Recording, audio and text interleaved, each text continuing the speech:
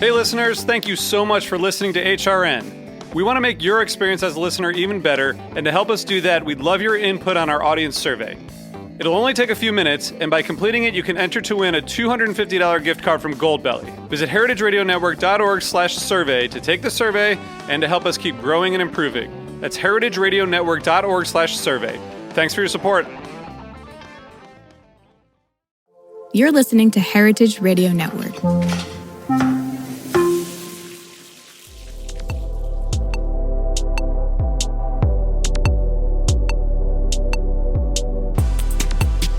Hello, welcome to Japan Needs. I'm your host, Akiko Tema, a food writer and a director of the New York Japanese Culinary Academy, which promotes a deep understanding of Japanese cuisine in America. We are broadcasting live from Brooklyn, New York. This show is all about Japanese food and food culture. We see sushi at every day on the supermarket, but what is beyond sushi?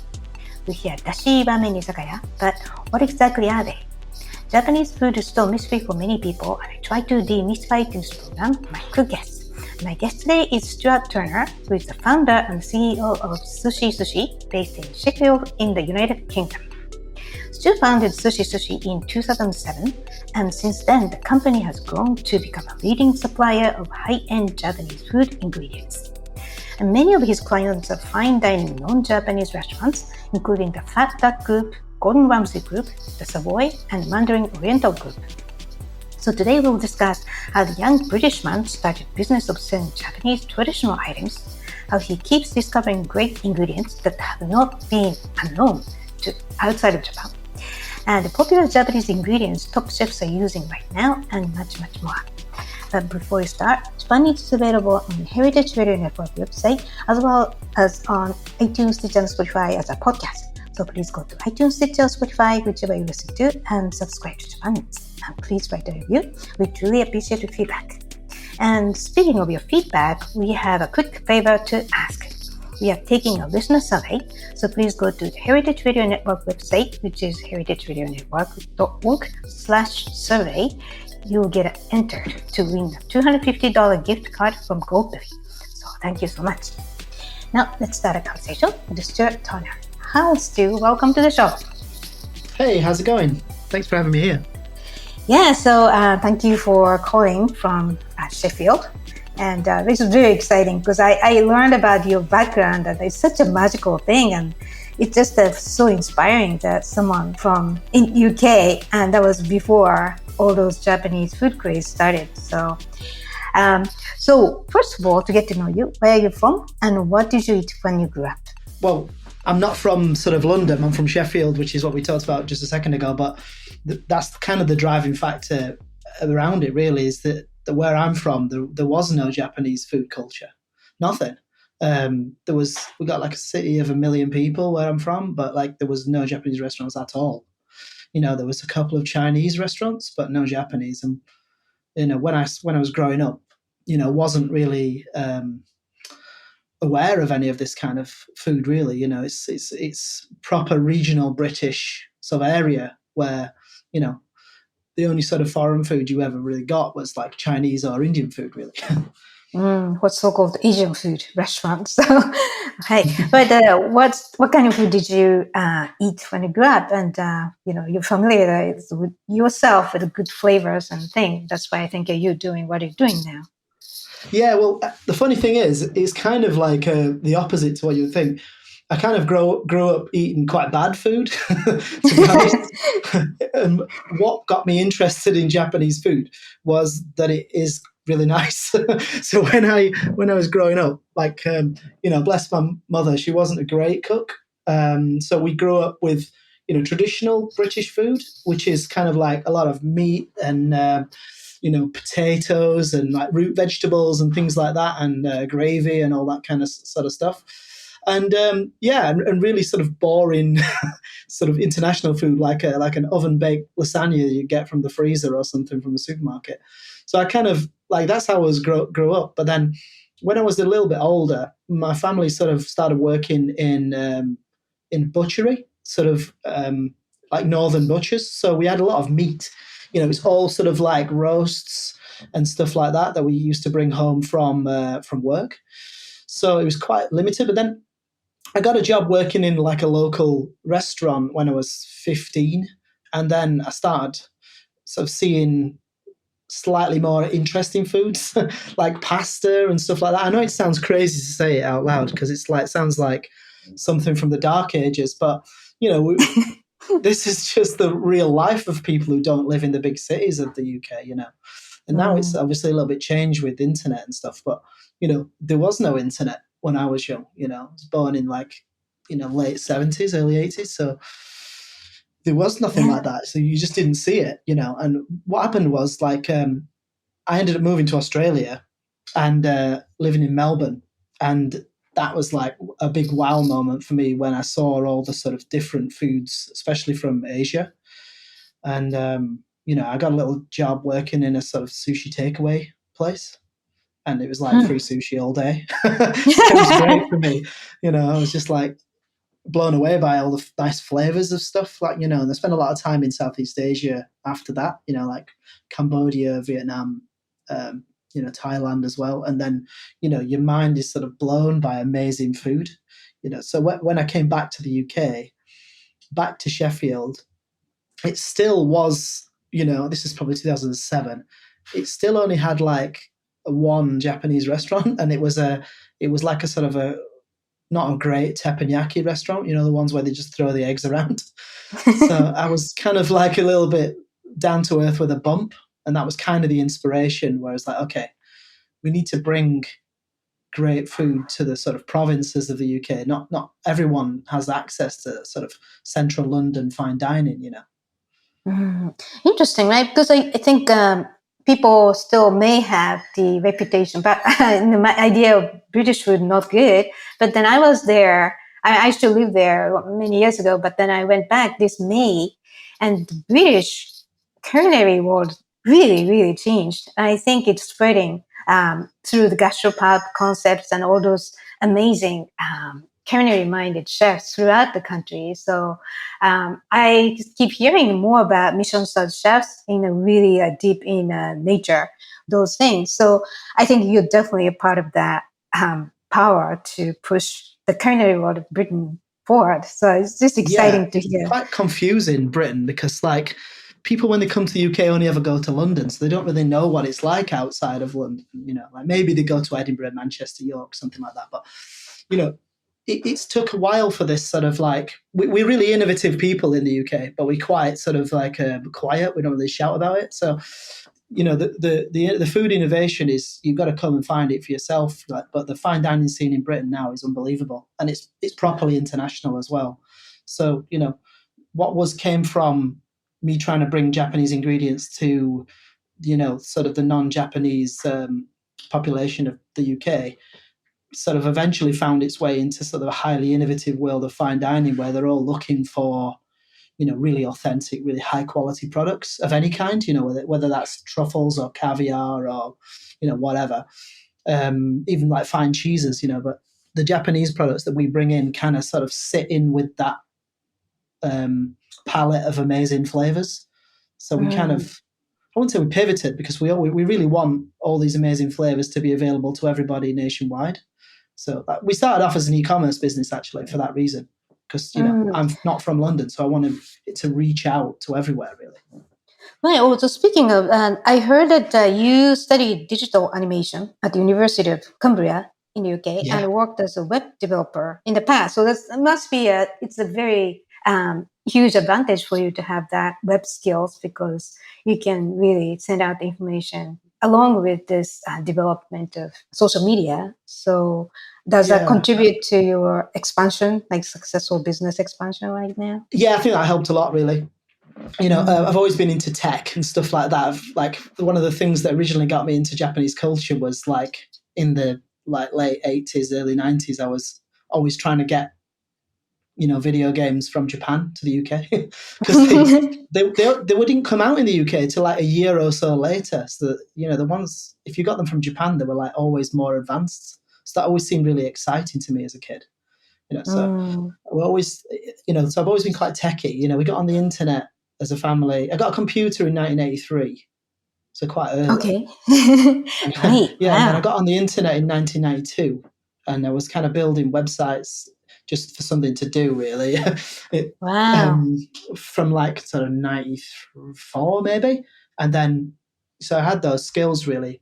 And it was kind of a mixture of like being interested in, a bit of adventure, wanting to go out and find things with that sort of techie background, really, that helps, and when e-commerce started to happen, I was like, oh, really, we could sell some really weird niche things, weird to us anyway. And it kind of never stopped really. I keep finding, I've just got back from Hokkaido, from Hakodate and Sapporo, just trying to find really niche things, like that people in the UK have never tried before, like uni shoyu, like a sea urchin soy sauce. It's really cool stuff, but no one's Right. tried. So our listeners who have never been to your website, it's sushi, one word, .co.uk, and you have multiple beautiful, very rare products.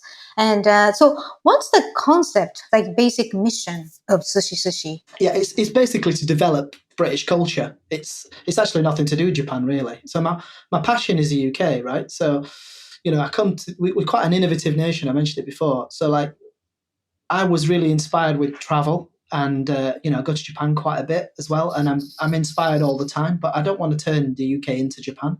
I want to find what other countries are doing better than us, and maybe integrate that into our culture. So that's the thing that's really driving me. Really, is finding all these really cool things to help develop the food culture of Britain. And that's kind of what we do. Oh, that's awesome. Because I think you're so right. You don't need another Japan in somewhere else. And I think this whole thing of merging one thing to the other really creates something even more exciting. So I think you're really like a bomb of ideas and creativity. That's why you have many great clients. But you have over 1,000 products to offer, right? So it was 17 years after you founded Sushi, where probably 70 years ago, there no many, almost never had any supplier of Japanese niche products like you do. So what kind of items do you sell if our listeners haven't been to your website? It kind of always evolves. So we've got probably a catalogue of about 10,000 products over the years, and some of them come in and go out depending on whether people like them or not, or whether they're popular at the moment. So it kind of changes. But we've got about 750 at the moment live in stock in the UK. We ship them all over the world, but we keep them in the warehouse in the UK. Popular things at the moment, like, it depends really. There's sort of more innovative places, like 2 and 3 Michelin star places. They're using a lot of what can I say? Things like maybe kombu is pretty popular at the moment, but not just to make kombu dashi, which is the classic way of using it, obviously, in Japan, but to do other things with it. So, like, kombujime is a technique that is used in Japan for lots of different things, including kaiseki and washoka and stuff. So you get like a white fish, you clean the fish, and then you'd spray it with like ryorishu or some cooking sake or something like that, a little salt. And then you've got some kombu, like you want a full piece of, like, wide piece of kombu that's like been wetted a little bit so it's pliable. And then you wrap the fish in the kombu, and then you sort of like tie it to hold it together. And then you can age that from like 24 hours up to like a week if you want. And what happens is that the glutamates from the kombu sort of get infused into the fish, but also at the same time, you kind of like pull out those nasty fishy flavors from the fish as well. So what you get is like a big deep sea taste in the fish, and it sort of has like a natural umami enhancer, almost like what you would get if you put MSG on it, but it does it in a natural way. So we kind of, that's quite popular at the moment for, again, this is used on like nothing to do with Japanese food. It's just enhancing the flavor of, like, say, Cornish fish from the southwest of the UK, like, Dover sole, or like, just natural fish from the UK. But they're using these products to enhance our sort of natural ingredients. Really, that's a good example at the moment. Right. The other one's probably.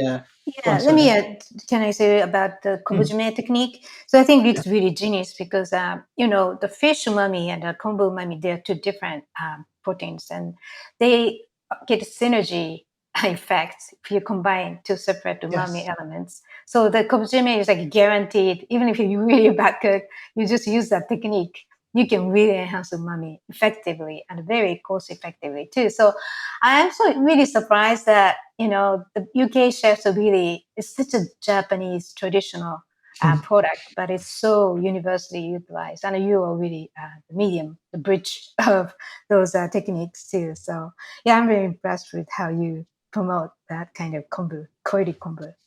Yeah, thank you. I mean, it's like, people love the sort of, our chefs, because we've got loads of heritage in the UK, but we kind of forget about that, and we sort of, because we're so innovative, we sort of throw things away quite quickly as well, Whereas in Japan, things are kept for a long time.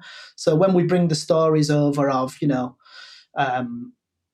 some companies that are like 24th generation, president, and they've been making it with the same family for all that time, or since sometimes 1500s or even earlier, then it's a really interesting start to the story, and it gets people interested in why is this thing so special, and then we tell the story of the product, and that it's worth spending a bit of time to understand what it really is, and it's trying to sort of use modern technology to transmit that story to people.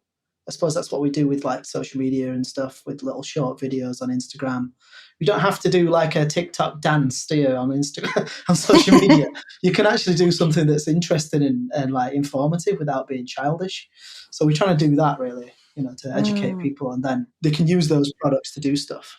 That's a very important thing that should happen, because Japanese traditional products are made by, like very authentic families, but people getting older, like, whole aging population is a global issue.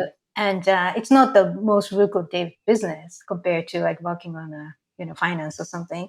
So someone like you to feature their work as cool thing, very precious, traditional, and then you're creating customers outside of Japan too. So you're really helping them to preserve the tradition and financial resources too. So yeah, I'm so glad that you're doing such a great job to support. Well, we try, but we see how we get on. But it's a little bit of a passion of mine, because but my family are from similar sort of long established businesses in the UK, but all those industries have gone now. Like my city's kind of like the best. If you're listening and you're in America, in the US, my city, Sheffield, is basically like Detroit. It's kind of like used to be really like the center of industry, and now it's not. So like all of our family's heritage kind of stopped, so like on my dad's side, it was all coal mining. So we were like the heart of the Industrial Revolution when it happened, is where I'm from. So it was like one of the richest places in the whole world about 100 odd years ago. And now it's really not. So it's a really strange sort of like flip from being really something happening and then to something not happening. So like I say, on my dad's side, everyone was coal miners. And then on my mother's side, everyone was steel workers, like making cutlery. I think you mentioned before you might have even got some Sheffield steel cutlery, because stainless steel was invented in Sheffield. So there's a big like industry of like surgical, or there was an industry of surgical equipment and stuff. But now it's all kind of gone away. All of our steel making all the machinery went to China, and they stopped producing coal, because obviously, we don't really use coal to fire power stations or foundries anymore. So like when I saw all these old industries that are like in family-owned companies, I was like, wow, we used to have that. And I think it's really important to protect your heritage and do the best with it, really. And, when we were in Hokkaido recently, one thing I was hearing from the government and all the workers is that the people don't want to do the work anymore. Like nobody wants to be a kombu farmer anymore. So one of the things that they were really wanted us to do was to sort of inspire Japanese people to want to have pride in what they're doing. And I think that's really important as well. Right. Yeah, it's we have to pay attention to what we have now, right? Because before you know it, it could disappear. Like Japanese sake, there used to be 4,000 sake breweries. Right. Maybe in the 70s, it's now around 1,000, or some people say it's less if you only count operating sake breweries. But then the overseas demand really picked up, the declining trend towards more the biggest export industry, which is really amazing, right? Because, for example, I got the whole cutlery set from Sheffield. It's such a great, beautiful, functional product in one box. And it's just, you can't lose it, right? That takes tradition to make it happen. So regardless with the UK or Japan, we really have to pay attention, because now we are in a generation to share all the values, and we share that, appreciate, and we support each other's culture in a way. So social media is not always bad, and we have to keep working on inspiring people to preserve great values, which is Yeah, called it's like any tradition. tool, isn't it? You've got to use it. You've got to use it properly, because a tool can, a knife can be used, to make things or to break things. I think same thing with social media. You've got to use it for like education and entertainment. Entertaining people and educating people at the same time. There's nothing wrong with that. The best teachers at school it was good to be in the lessons that were fun, and then you just, by the way, you learn something at the same time. So I think you've got to work on that, haven't you? Really. But Right. it's No, really that's important true. to preserve what we've got as well. That's just, it's intangible. When you go to a city like a newer city where it's just all glass buildings and there's nothing happening on the road, when you're walking down the street and it's just nothing there, it's really sad. You walk through London, I'm down in London at the moment, or you walk through Tokyo or one of these older cities and there's loads of stuff going off at street level. And it's really important to look after that. Right, that's true. By the way, when you walk on the street of New York and look up, we have no time to look up, but when you do, the beautiful buildings and roof, and it's like we are just missing out what we have also. So you have so many great products, which is not easy to find because it's not distributed so easily. So how do you find your products? I go there. I go to the places.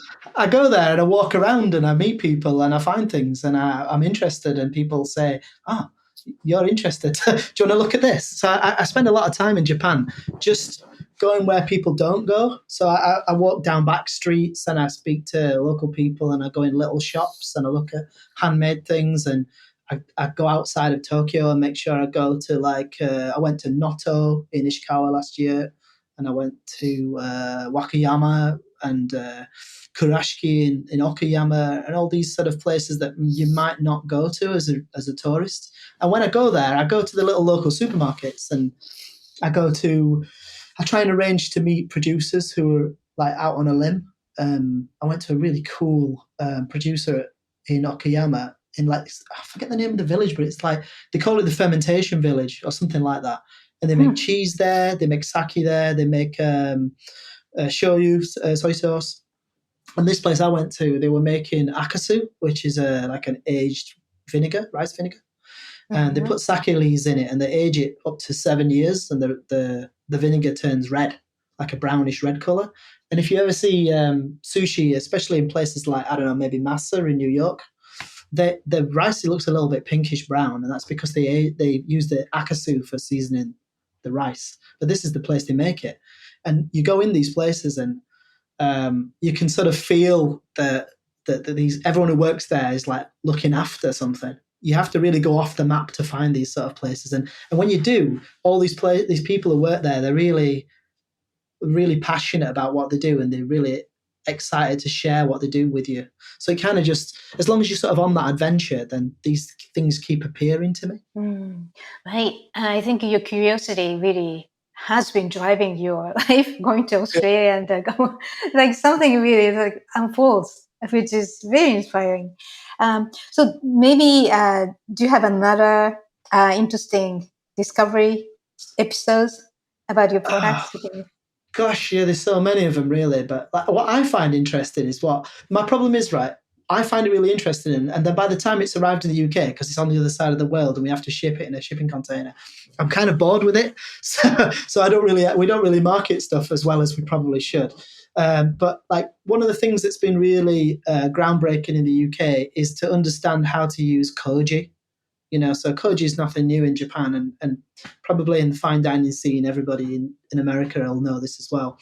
But, helping people using like koji products, and I know things like sake, miso, soy sauce, they're made with koji, but if you can get koji itself, usually inoculated into rice in something called kome koji, or when that's been processed a little bit further by sort of bringing it up to temperature and letting it activate almost like yeast, and then you get something called shiokoji, which is like a wet porridge substance. All the different things that you can do with that has been quite transformative, really.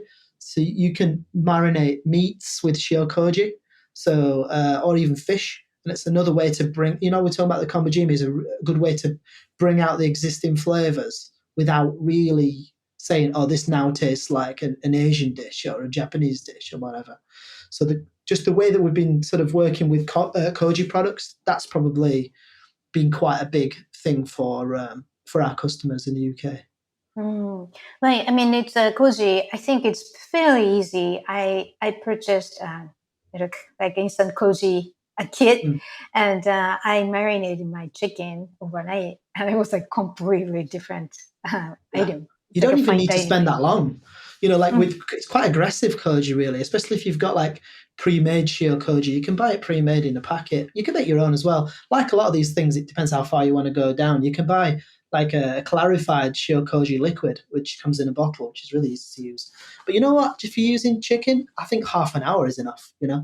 It's pretty amazing, really. Right. Yeah, I'm looking at your website, and there's like a really handy packaging through all those things that you can really go geeky too. So that's amazing. Today's program is brought to you by Korin, a supplier of Japanese chef knives and restaurant supplies. Korin is proud of their Japanese culture and traditions, but they want you to know that their products are not just for Japanese restaurants. Their knives and tableware bring out the best qualities of food from every culture and fit into every restaurant from French to Pan-Asian to American. And that is why they're located in New York City, where people from every country in the world come to eat. Korin's Tribeca showroom is home to the most extensive collection of Japanese chef knives in the world, including Japan. Stop by to view their exquisitely designed tableware and the rarest natural sharpening stones. They have a whole range of knife services from repair and rust removal to reshaping and realigning. Korin is dedicated to this ideal, bringing the highest quality Japanese design to your table so you can experience the unparalleled quality of Japanese craftsmanship in your home or restaurant. For more information, visit Korin.com. Welcome back. You're listening to Japan Eats on Heritage Radio Network, HRN. I'm your host, Akiko Katayama. My guest today is Stuart Turner, who is the founder and CEO of Sushi Sushi, based in Sheffield in the United Kingdom. Okay, so before we get into your trip, who is buying your products? Oof. As many people as I can make buy my products is the honest answer. Oh gosh, yeah. It depends really. We probably got, I say, 3 sets of customers. We've got like, we call them the big fish, which is like, really famous high-end chefs, 2 and 3 Michelin star restaurants or 1 Michelin star restaurant. Those guys and the people who work for them, they're a big part of what we do.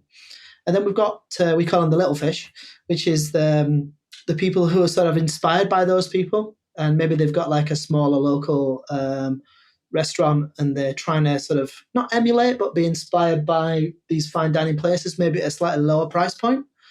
And they're trying to maybe push for what they call a bib gourmand or something, which is like the level below Michelin star, but not necessarily lower. It just means like better value.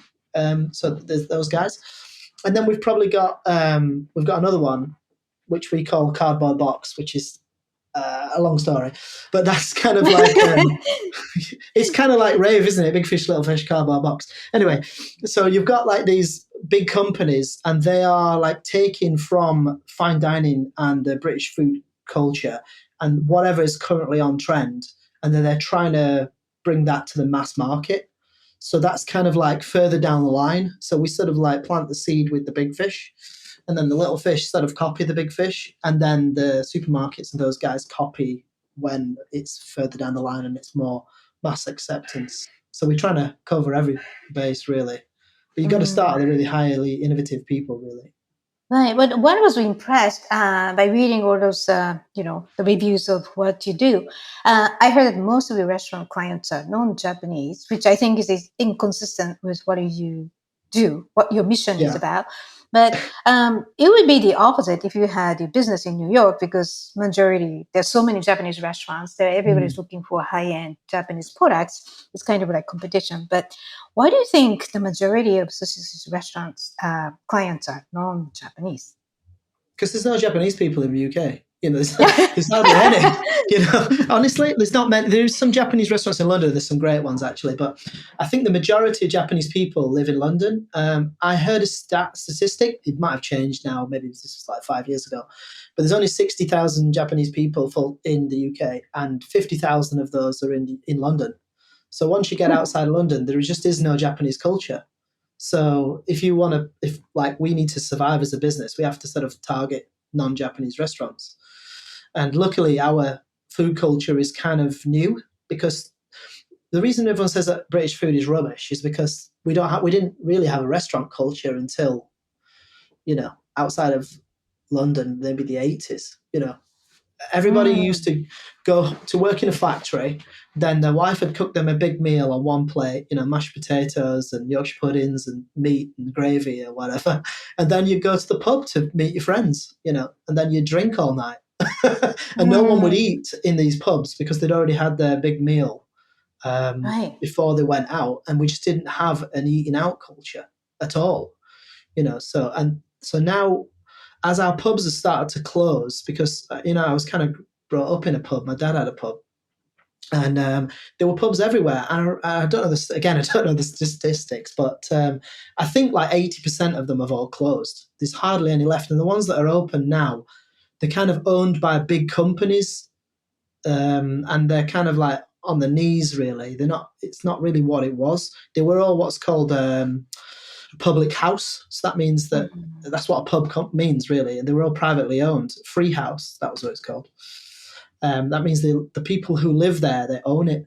And everyone was really independent and different. And it was just full of local people. And that's where it was like a community centre. And they've all gone, really, now, which kind of sort of coincided with the explosion of social media as well. So that was our community hub. So there isn't one anymore.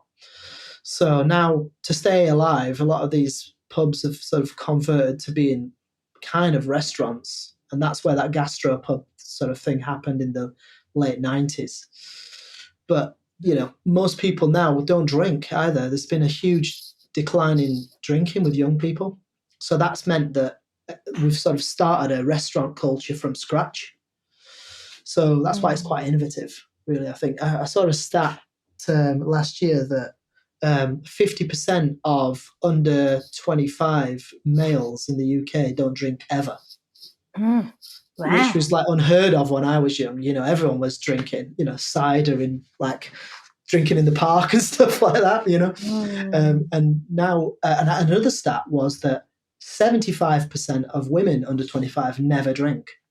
So in this world, you're never going to get the sort of the drinking culture of pubs to carry on. So we're kind of now going a little bit more, we would call continental, which means like European style, with going out for dinner. Younger people now are going out to eat, which they never did when I was young. So it's been quite a big cultural change. Interesting. Wow. Yeah, by the way, I heard that there's a sushi school opened in London. So that's another, like, probably you've never expected when you grew up, right? So things are really quickly changing, and I think it sounds like you have an opportunity to introduce traditional values of Japanese food culture, not as a part of Japanese food culture, but for traditional producers of Japanese ingredients. They'll be really excited to see in a British setting and the pub really serve something like kobujume. I think that's a dream for them. So there's I a think really classic pub in London, actually. So like the guy who used to, maybe you heard of the restaurant, I think you mentioned it before, the Fat Duck. So there's a restaurant in the UK called the Fat Duck. It's a 3 Michelin star, and it was by a guy called Heston Blumenthal. It's been open about 25 years now, and it was number one restaurant in the whole world at one point. And the guy who ran it, when it was holding that award, so Heston was like the figurehead, but the guy who ran it day to day was a guy called Ashley Palmer Watts. And he's still going in the restaurant scene now. He's got it just looks like a pub in central London. But what they've done is they've used pub, in inverted commas, as a format for a restaurant. So if you go in there, it just feels like a normal English pub, but everything is done excellent. So it's like the best pint of Guinness in the world. If you get like the traditional food in there, it's the best sort of English Sunday dinner you've ever had in your life. But they're using all kinds of other ingredients hidden in the back to make it taste better than it ever has. But when you go in there, it just looks like a normal pub, and that's in Soho in central London. That's really cool. And it's really popular as well. What's the name of it? It's called, I forgot the name of it, the Devonshire. The Devonshire in Soho. It's super popular. If anyone comes to London on like business, you just need to go there. It just looks like a normal pub. Upstairs is the restaurant, but it's always booked out, so you need to book before you come. Okay, so next time I'm definitely go there. Yeah, you should. Right. And among those chefs, your client chefs, what items are most popular right now? I mean, you mentioned the kombu and the koji, but anything else that people really finding useful, interesting? Yeah, I mean, you've got single interesting products that people love the flavor of, and one of the things that's really popular for our customers. I was in Ehime on Shikoku Island about 6 or 7 years ago, and I was at a local little trade show, and I found this. There's like a cooperative of ladies who were growing their own tomatoes, and these tomatoes, they're like a specific strain that had double the amount of lycopene in them. So lycopene is the chemical compound that makes tomatoes red, and it also makes them taste really tomatoey, if that is a word. So they grow these tomatoes and they make different products with them. They make ketchup and stuff like that. But they made this tomato vinegar, and then they made a ponzu using that vinegar. And it's just a tomato ponzu, right? It sounds pretty whatever, but when you taste it, it's absolutely delicious. So that's like probably one of our most popular products, and it's getting used in all kinds of things. So it does taste Japanese because it's got yuzu in it. It's got katsuo. It's got that sort of like, bonito dashi sort of backbone to it.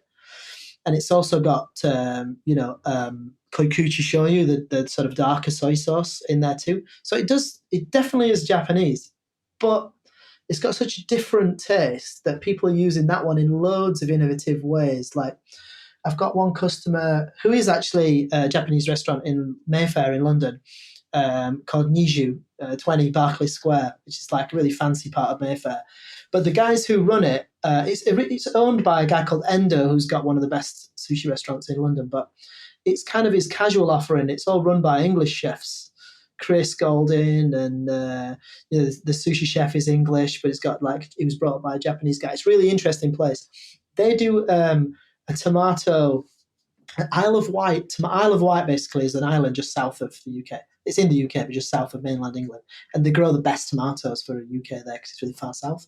So they do like an Isle of Wight tomato tartare, almost like you get like a beef tartare. But then they cut that with the tomato ponzu. And then they also put some almost like melon ball, some little small piece of tomatoes that are like saturated in this ponzu. And they make like a gel from it as well, which goes in it. So it's got all these different textures and different flavors of tomato that are going through it. That one's absolutely amazing. Yeah. Well, that means like Japanese people get so geeky. Like when sound system went to Japan, it became Walkman, or like comic book became anime, or that kind of crazy development they come up with. Yeah. And the tomato and the fruits and all those things, people tend to go crazy. And I like the geekiness of Japanese mindset. It's like if there's any room, you have to just pursue it until it's possible. And I think that the same kind of mindset is shared in Britain to pursue something to perfect. I think that's the mindset. Yeah, I think we've got like the opposite end of the spectrum. So like if you look at I know the US is obviously further west, but like old world, UK was as far west as you could go and Japan was as far east as you could go. And if you look at that sort of rainbow in between the two, like Japan really goes, with like that Kaizen attitude where you take something and you go really deep into it to try and understand it and try and improve it, even if it takes 300 years every a day, just trying to make it a little bit better. Whereas in the West, us, we just like steal from everybody else and then go, what can we do with this? And like, that looks cool, stick it in. We're quite cavalier with like messing about with things, and a bit more like okay with taking risks. So when you get these really cool products that had hundreds of years of development and give them to these really creative people, that's when really cool stuff seems to happen. Interesting. Wow. You can write a book about the comparison too. I just wanted to know now, really even more than before that, about your trip to Japan in September. Mm-hmm. So you visited multiple regions that produce the best products, I think. So what I heard is you were in Hokkaido on the kombu buying trip. And also you visited a very, very authentic premium soy sauce factory in Shibanuma. And the sake producers like Tsurin Kobe and nori producer in Shizuoka, Ninben and Yamagataya. So do you want to just go through quickly? Because I think each visit must be really rich and surprising. So yeah, this tell is us the more. danger. I can go down a rabbit hole with them all, to be honest. In September, we only did kombu. We went to Sapporo for a bit, and then we spent some time in Hakodate, which is where I went to go and because I really want to know the full process. If I'm going to learn about something, I want to know the whole thing from like the beginning to the end. So it was great. We were guests of the mayor of Hakodate, and they sort of showed us the kombu making process from the beginning to the end, including the way that it's farmed. Because you can get wild kombu, but you can also get farmed kombu. And like, how do you run a farm in the sea? It's quite interesting, you know. So they showed us the whole process, like from germination through to like growing it in the sea, harvesting, processing it in the factories, and then how it's traded even, you know, and all the sort of like the whole granular information about that and how it's even then turned into secondary products like, the white kombu or the Oboro kombu, Tororo kombu, dashes. So we did the whole sort of thing about where we went deep on kombu, you know, but I tend to do that wherever we go, really. So with the shoyu, we did that with our friends at Shibanuma Shoyu. They're actually based in Ibaragi, sort of near Tsukuba, which is Mount Tsukuba. There's a racetrack called Tsukuba Race Circuit. If anyone plays Gran Turismo, it's near there. So we went there and did the same thing. To be honest, I could go on forever. It's all on like my Instagram profile. We put it all on there so people can sort of learn a bit about it as well. We've done all kinds of stuff like that. I went to uni factory, not just factory, but like learn about how uni, which is like the sea urchin, is harvested from the seas around Hokkaido, and the different kinds, and they grow in different areas around the island, and the different areas make different kinds of uni, and then it showed us how they produce it and get it into those little wooden boxes that you see in, on what used to be Tsukiji Market and now is Toyosu Market in Tokyo, and you can see that probably on some high-end sushi restaurants in New York as well. So yeah, we did, and that was in the summer. We went over to Wakayama as well, where I did the same sort of thing, but with ume, the Japanese plum, umeboshi, and learned all about umeshu making, and that was really cool. So I've made friends with the guy who's in charge of promoting all ume to the rest of the world from Wakayama. He's a really cool guy. So he's like, he came over to the UK recently, and he came up on the train up to Sheffield, and I took him out and put him in an old pub, and I made him sleep in an old pub, and I took him out and showed him all the UK like drinking culture, and that was really cool. But when I was over there, he showed me like the real Wakayama umeshu. Like we went up to the mountains where they grow all the ume, and there's like people living up there and making ume drinks and things. So I learned about all the different kinds of umeshu that there is, because the ones that most people have had have just like the ones that are like really tart ume that's had loads of brewing alcohol put in it and then loads of sugar to take the edge off. But the fresh ones that they get out there are absolutely unbelievable. So again, once when you start learning like the really underneath the skin about all these really deep cultural sort of things, then you can sort of ask better questions and find better products. So it just kind of all comes out of that, really. Yeah. Right. Well, that's the reason I think you've been growing so solidly and bigger and bigger, because I think you understand the background, not just try to sell something strange, interesting, unique, but you really understand and you're very curious. That completely makes sense, that what you do is what you do. And you're going to continue doing it too, I'm sure. Yeah, I mean, I want you to try everything. Like, I want everyone to try all the things that I really like. It's kind of like when you're in the hospitality industry, you don't just do it because you need a wage, although everybody needs to get paid and eat. But people love sharing and showing each other things that they've created or they've found, and that sort of runs through the whole hospitality industry. And I think it's within us, really. Interesting. Yeah, and then when you started Sushi Sushi, the supply of Japanese ingredients was very limited, you said. But Mm. how have things changed? And how is Japanese food perceived in the British food culture now? It's interesting because, like, when I started the company, first of all, it's called Sushi Sushi just because that was the URL that was available at the time. It's nothing to do with what we do. It's quite annoying when I go to Japan, everyone thinks that we just run a restaurant, so I have to explain it constantly. But when we first started, like, people found like the idea of like not hot rice was disgusting, or maybe anything except heavily cooked white fish was disgusting. So, like, the culture has completely changed in those 17 years. Right? I've got a daughter who's nearly 15 now, and she loves sushi. She's grown up with eating, Japanese sort of food, not just because of me, but because the culture is more accepting of it. And, you've got to realize that culture changes. So where we were when we started, it's quite a hard slog trying to sell Japanese ingredients to non-Japanese people, but it's all opening up, and I think it's going to continue to do that as well as people's minds get open to the rest of the world, really. Interesting. The other day, I was laughing with my friend who's Japanese. We Japanese, we don't eat sushi as much as people. It's like, for example, in New York, because it's not something like every week, maybe every month or something like that. But I think the mindset of eating raw fish completely transformed over the last couple decades. So, yeah, the things are changing, and I think it's really interesting how each culture has been very flexible to adapt other countries' food culture. And that's exciting. You are definitely a big power, the force of pushing. A big power. I like that.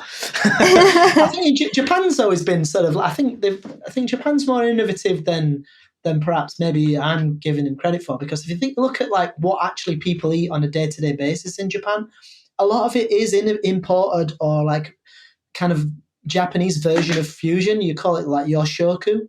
You got a washoku, which is like traditionally, Japanese dishes, fine dining sort of stuff. Then you got yoshoku, haven't you, which is like Japanese interpretation of foreign food. Like ramen is that, isn't it? From Chinese noodles.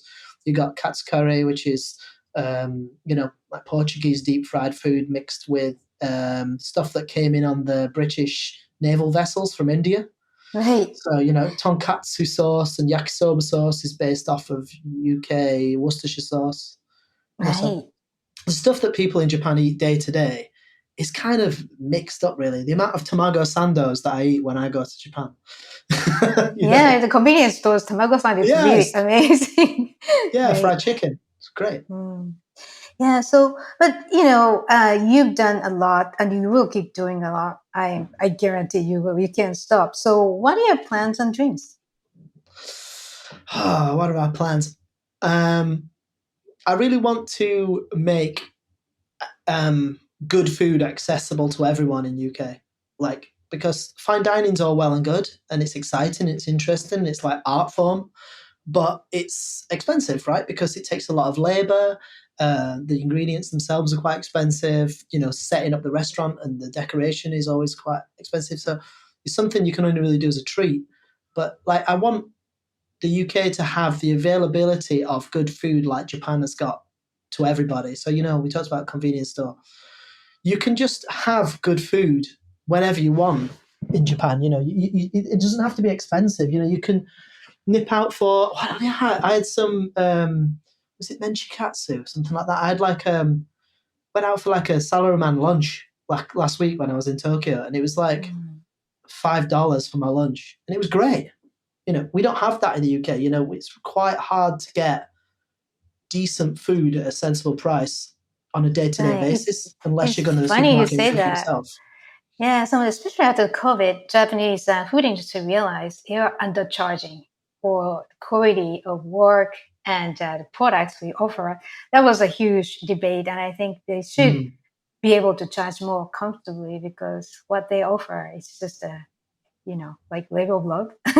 It's really It is a labor of devoid. love, isn't it? If you look at people who work in like a ramen industry, you know, they really are slogging their guts out, as we would say. They're sort of like getting up at like 5 a.m. and making stocks, all for a dish that's like worth about $8. It's just not crazy because I enjoy it, but like I don't think I would want to do it. It's undervalued, isn't it? When I go to Japan and I go out for a ramen, I think, wow, it's just so nice to be able to have that. It makes you feel rich being in Japan not because we're rich in the UK and Japan's poor, but just because the value is there. You can go out and every day find some really good everyday food. So that's something I really want to work on with the UK. I don't mean bringing prices down. I mean, like, how can we use automation and modern techniques and technology to like improve everyone's life day to day without compromising on quality, without it feeling like mass-produced rubbish? And I think the konbini stores are great for inspiration, and the vending machine culture of Japan is good for inspiration. I think a lot of these things you could take as negative. The fact that Right. you're gonna like get rid of someone's job or whatever by automation, but the industry, again, go back to the Industrial Revolution. The Industrial Revolution was bringing in automation to create wealth and opportunity for people. And when that goes away, then you notice it. So I think there's a whole new wave of industrial revolution that's going to come with AI and technology and automation, and I want to be part of that in the food industry to deliver really real benefits for the UK public within the food world.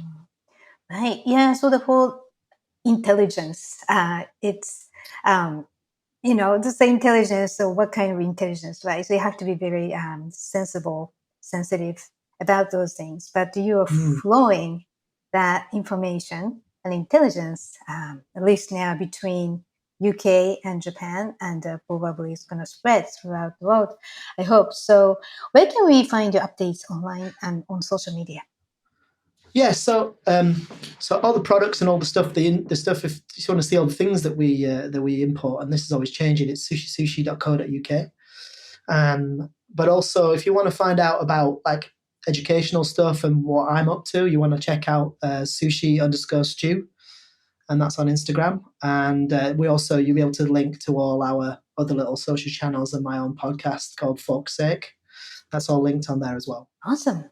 All right. So good luck, and keep me posted. Maybe you can come back to discuss more further discoveries of Japanese crazy products that I admire. Thanks. I'd love to do that. Right. All right. So listeners, if you have any questions or comments about the show or suggestions for show topics or guests, please contact us at japaneats@heritageradionetwork.org or at kikotema.com. Japan Eats is a weekly program, and it's always available at heritageradionetwork.org, as well as on iTunes, Stitcher, and Spotify as a podcast. Thanks for listening. I will see you next week.